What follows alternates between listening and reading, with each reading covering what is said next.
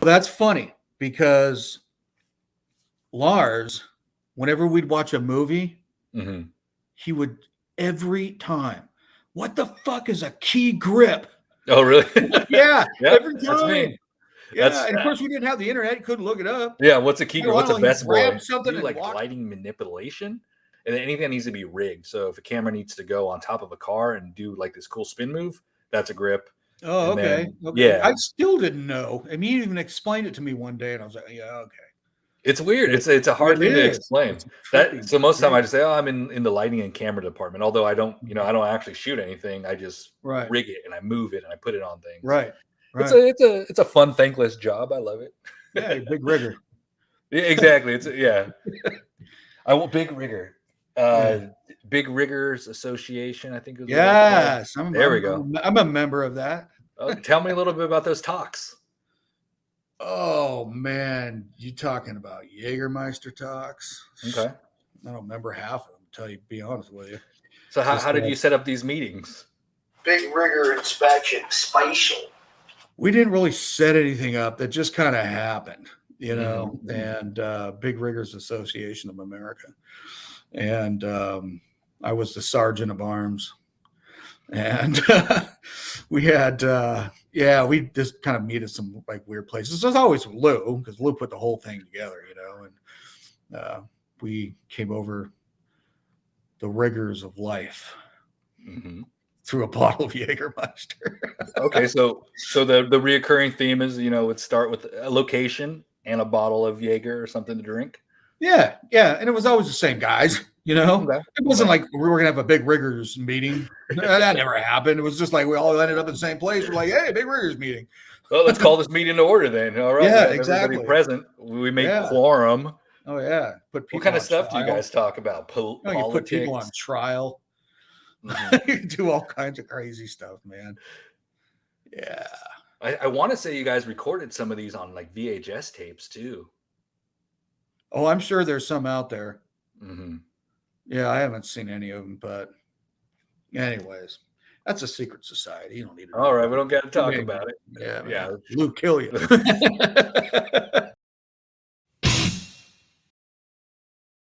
Even today, it's kind of hard to comprehend if I'm in the car or something and a Metallica song comes on. It still is a part of me. It's weird, especially if it's like an older, like Seek and Destroy comes on the radio. Yeah. And back in the day, like that was kind of like the rally. That was the song on the early shows. Like that was the song that things went off. Nice. Like Seek and Destroy. Where now it's more like, driving the kids to the mall song or something. Everybody was wearing the clothing, the uniform that you saw from the bands overseas. So everybody's wearing tight black pants and punk rocky type of, shirts and things like that. And Cliff was dressed more like Creedence Clearwater Revival, like a band member from Creedence Clearwater. And I always thought that was the coolest thing, that this dude liked other bands too. Like he would wear a Blue Oyster Cult. I thought that was cool. Skinner, I thought that was cool. And I think it showed that he was versatile. He wasn't closed-minded. A lot of people in metal are very closed-minded. They want metal. They don't, get that out of here. I don't want that, But I think talking about Cliff and his sense of musicality and what he brought into Metallica, I thought when I would hear certain things and you'd find out that it was him that did that, it just made sense, like that piece in the song Orion. I just thought it was beautiful, Cliff's part towards the end of the song.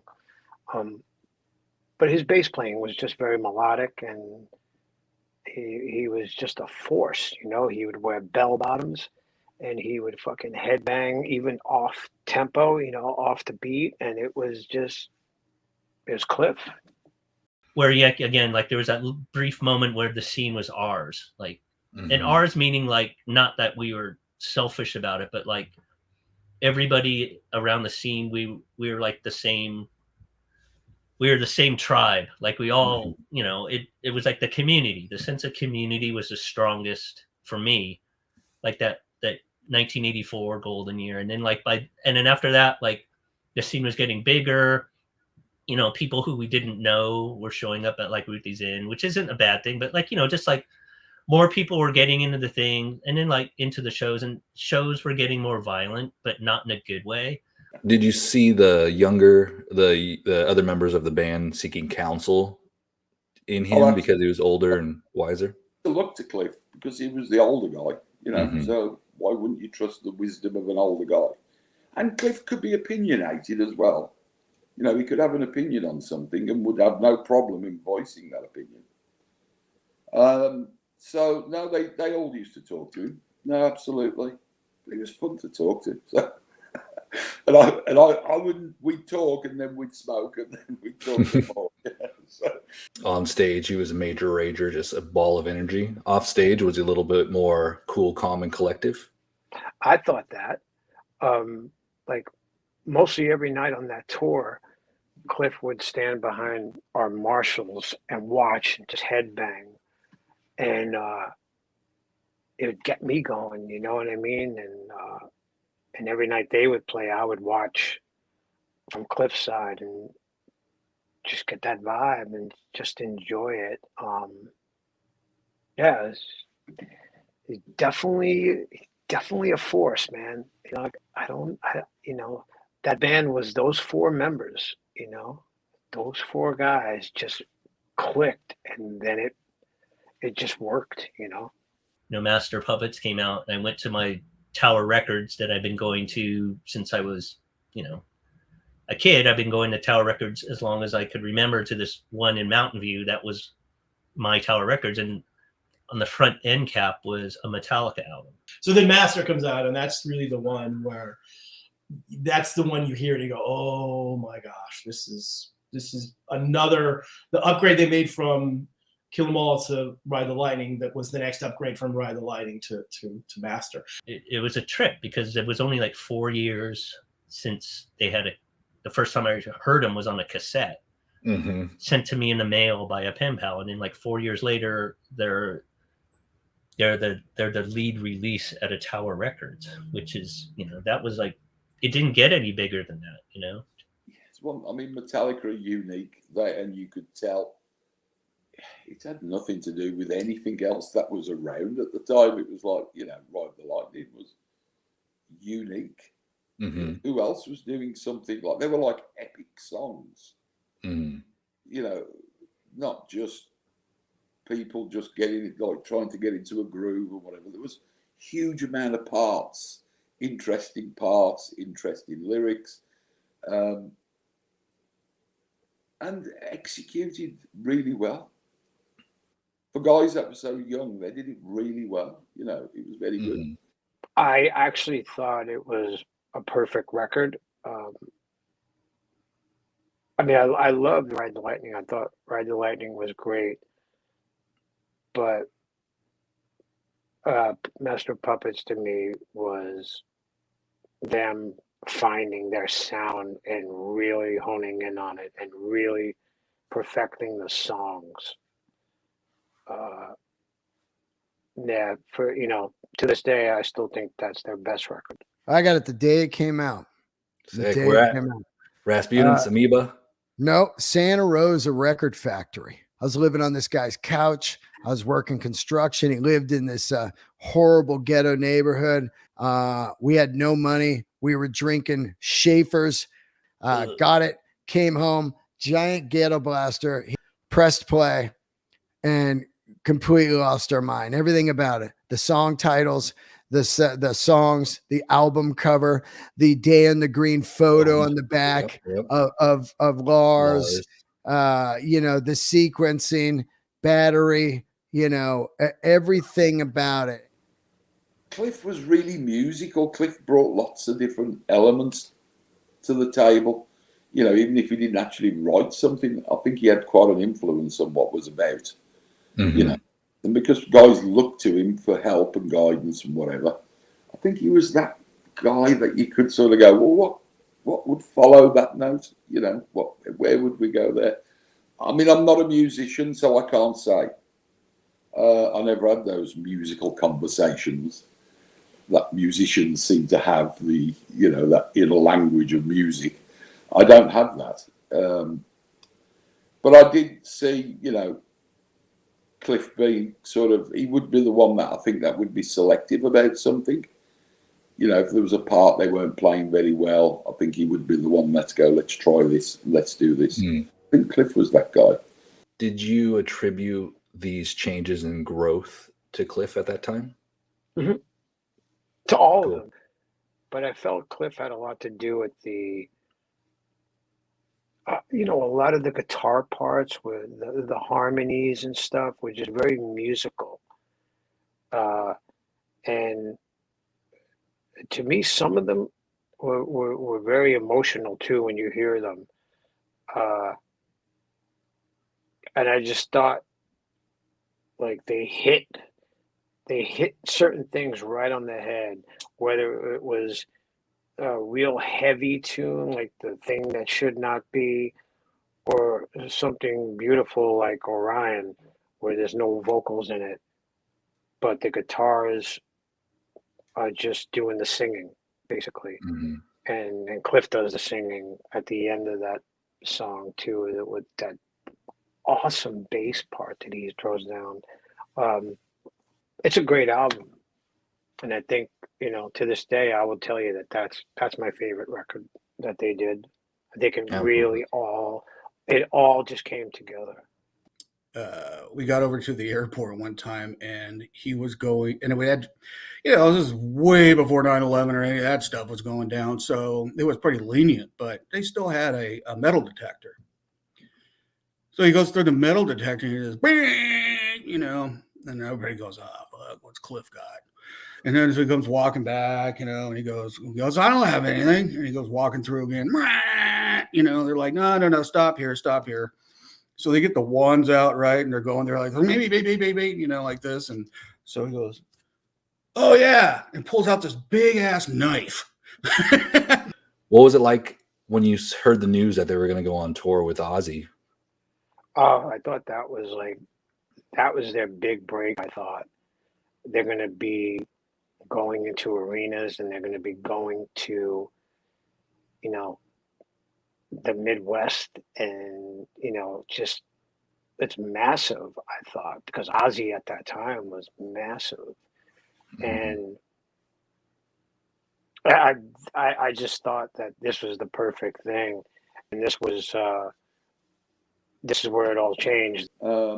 So going out with Ozzy was, well, it's getting real, Now we're not just doing the bars and the little tiny theatres and whatever. Now we're doing arenas, and it's, let's go. And we did. And, I got to be honest, the band just still did what they did. It's like, it wasn't like, oh, we better be better. No, it wasn't like that. It was like, oh, we're doing gigs with Ozzy now. It started to grow, and the shows started to get bigger and bigger. People started to hear about it, and it was great because the scene was getting bigger, the movement was getting bigger, and Metallica were at the forefront. Being blasting Misfits on the bus every fucking night when we were all trying to get to sleep, and the rest of the band were guilty of that as well. And Cliff would always just max the stereo out wherever he was, and Misfits was the music of choice for all of them. And of course, as crew were, we'd been up all day and all night loading trucks and whatever. And the next thing you know, the band's having a fucking party downstairs on the bus. We used to tell them in those days, I'm sure that wouldn't fly now, but we used to go down and go, oh, shut the fuck up, we're trying to sleep, Cranky old crew. Cranky old British crew. Yeah. I think they played 3 shows in LA, 2 or 3, I can't remember exactly, but I went to all of them, obviously. And that was the moment.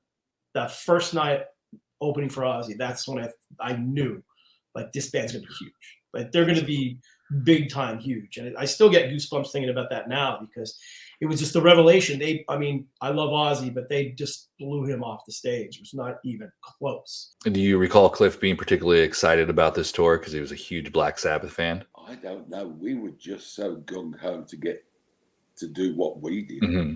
I mean, I'm sure that he was absolutely enamored. Well, we were all all of us were enamored with Ozzy himself. Mm-hmm. Who can not beat Ozzy Osbourne? And we just did what we did, and like I said, tried to do it to the best of our abilities. And the band grew big time on the Ozzy tour, without a shadow of a doubt, because they want to get Ozzy on stage. You know, that's what people were there to see. Perhaps not more towards the end of the tour. The band had done really well, and they were very popular. Yeah. In the beginning, you see Ozzy fans, but by the middle of the tour, it's Metallica fans filling up the floor and yelling Metallica afterwards. And people screaming Metallica in Ozzy's. It was a shame because it was Ozzy. And then they were going to go, after the Ozzy tour, they were going to go do their tour in Europe and the UK. And we were the special guest on that tour, support act. And it was awesome. I mean, we were starting to get a buzz overseas. And I think it was the friendship, and I think camaraderie.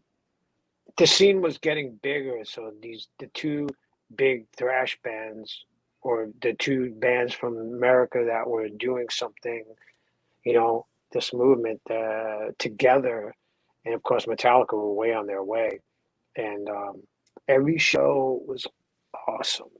It was packed. People were hungry for this, and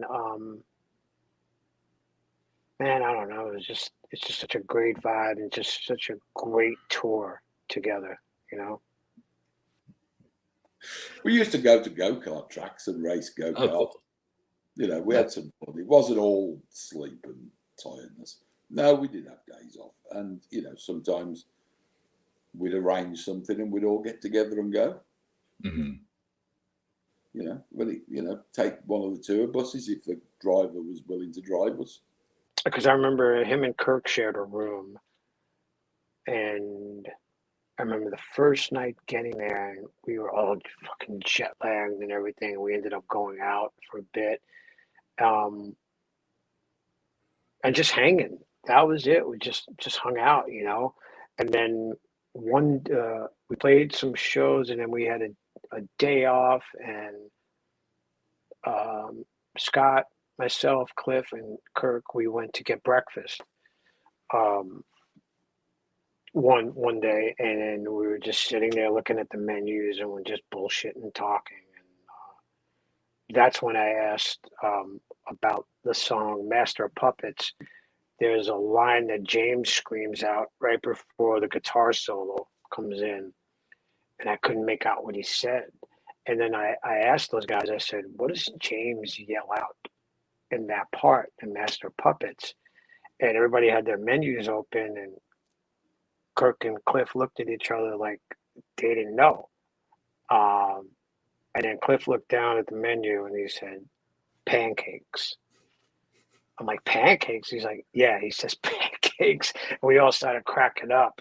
And then for the rest of that tour, when that part would come up, Cliff would always look over to me and go, pancakes. And it was just a funny thing. And when we did the first Big Four show, the night before, we all had this dinner. Just the band members had this dinner.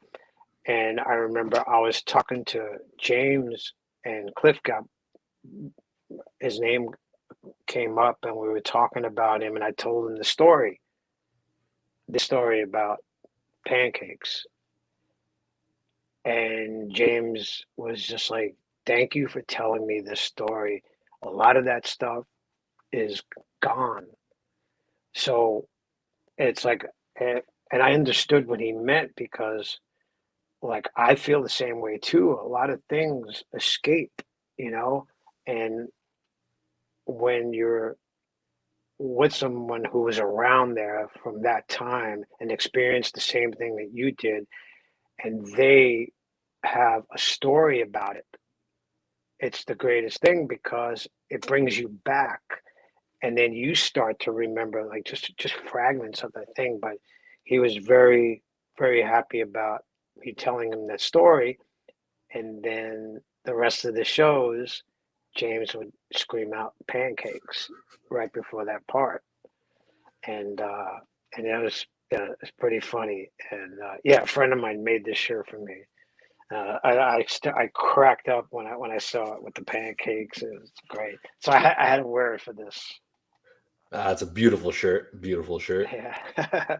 And people will be able to order that shirt or a very similar shirt during this broadcast. And the proceeds go to the Cliff Burton Scholarship at the Castro Valley High School. So we'll have links down below and on the websites for it as well. But boom, there's our shirt, guys. Very cool. Very cool. And actually, a drawing that I did of Cliff is also going to be made into a shirt too. It's like I just saw this image of Cliff and I just wanted to do it, so I sketched it out and painted it, and then put the Master of Puppets crosses behind him, like a whole background of it, and I'm sure you'll show it on this in the back, as we're talking. Boom. We're looking at it right now, right there. There we We're go. looking at it right now. There it is. I didn't see it. Back on that Master Puppets European gig, do you remember the gig where the audience showed support by spitting on the band? Well, that was really a punk thing. You know what I mean? That spitting on the band thing was a punk thing. They used to spit on all the punk bands. Mm-hmm. So, wherever you went, there was always a potential for that, because a lot of the punks were like into the metal thing as well. So you would have people who would come and would think, oh yeah, I'll show my appreciation for that good solo and I will spit in your face. How ridiculous, Yeah, what do they do if they don't like you? Throw roses? It was disgusting. This carried over from the punk days, and they would spit.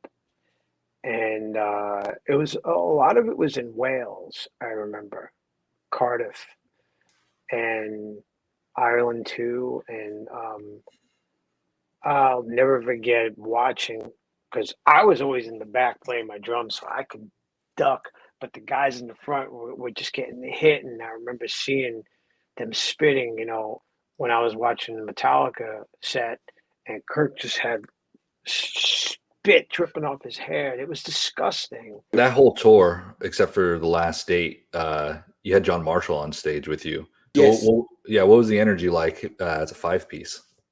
It was different. It was very different. I mean, John's lovely. I mean, he's great and a great guitarist. Mm-hmm. James without a guitar is a bit weird when you used to sing with a guitar. In fact, Cliff's last gig, I think, was James's first one playing again. Correct. Yeah. So it was the first time it had been sort of back to normal, if you know what I mean. It felt really good. Everybody was kind of happy about it, because it was like, oh, the band are a band again, Mm-hmm. Cliff did the national anthem on stage, which is really cool because, he's giving a shout out to his home country. The crowd was super, super into them that night, so much so that it took a really long time to leave. Everybody was saying goodbye to the audience, and Cliff was actually the last person to leave the stage of that night. Yeah, well, and the band were really excited because it was the first time James had played guitar again. So it was, once again, it was Metallica as it was supposed to be. Do you have any memories of the last show that was played on that tour? Mm-hmm. What particular good things stood out about that day? James got his cast off, mm-hmm. and he was going to play a little bit that night. And I thought their show was awesome. I thought it was so far the best show of the tour. maybe it's because James was back in it, you know what I mean? And everybody mentally just kind of felt it too. But for the most part, we hung out all day in the catering room and stuff like that. And then after the show, we were all back in the catering room and planning our day off in Denmark the next day. What we're all going to do. Yeah, let's go do this. Let's go shopping. Let's go, see a movie, go get, get some drinks. And then we all just ended up leaving. See you tomorrow.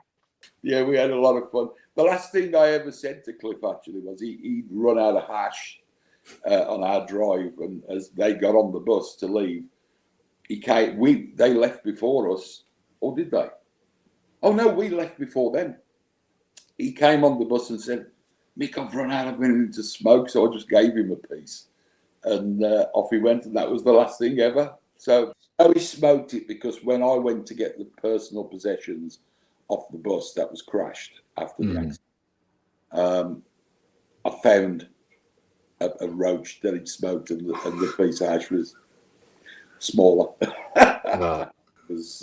He was stoned when he went, definitely. And we went before they did, so we got to Denmark before them. And then that's when there was a message at the hotel that there was an accident, and we had all just woken up. We had gotten a bus for the Scandinavian portion and the European portion, but in the UK we didn't have a bus, so we finally got a bus. And I remember there were fans out. There were 2 fans outside the hotel. And I remember walking out of and then saying to us, "Did you hear what happened to Metallica? They were in a accident." But we didn't know anything because there was no cell phones. There was nothing. And then our tour manager got the message, but nope, there was no talk of any death or anything like that. Minutes after that, we got the word that there was a death and Cliff had died. And just we all just refused to believe it. It's impossible. There's got to be something wrong. You know what I mean? It's got to be misinformation. Because they said something about icy roads, but there was no icy roads. There was no snow. If anybody in the Bay Area that's my age or a little older, we all remember exactly where we were when we heard that Cliff had died. And then, like I said, I get the phone call on a Sunday morning early, which is, it was strange to get a call that early in the morning. I was still at my parents' house, and it was shocking. So I got the call from Dave Mars, who was their original drum tech, and he called me from LA. And that was the next day that it happened. So news traveled fast. It wasn't like, we had to wait to hear about it on the radio, where even if it had, who knows, I don't even know if it would have been reported at the radio, on the radio at that point, because, they weren't being played on FM stations sort of thing. Yeah. Somebody who worked for one of the local newspapers called me up and said, "Hey, did you hear about what happened to Metallica in Europe?" I said, "No, what happened?" They said, "Yeah, Cliff, they had a bus accident. Cliff was killed." I was like, "Wait, what?" And then we all just went to the room and just tried to regroup and find more information out. And then we finally got to a phone, and that's when all the information started to become, real. And that's when it became real. It was just a weird situation because the only time I had dealt with death was when I was young, like when I lost my dad, but I was 5 years old and I really didn't understand anything. So here I was like 20 years old and dealing with a friend's death, and it was just heartbreaking. And then later, the Metallica bus came, and we were just with those guys. It felt like for hours, and it was just horrible. And then that night ended, and we woke up the next day going, what do we do? We don't know what to do. And we stayed in Denmark, I believe, for like two days, and then we all went back home. And Scott actually went to the funeral. I didn't have any money to fly to San Francisco. But if I did, I would have been there. C is in the alphabet, and how impressed I was with this very short and very loving poem about him. He was a wonderful kid, and I think the composer or the writer of the book and the artist and Metallica have done a very good job. And I want to thank you all very much, and you have a very, very good year. So toodaloo until I talk to you the next time. Get my throat clear. Okay, toodaloo.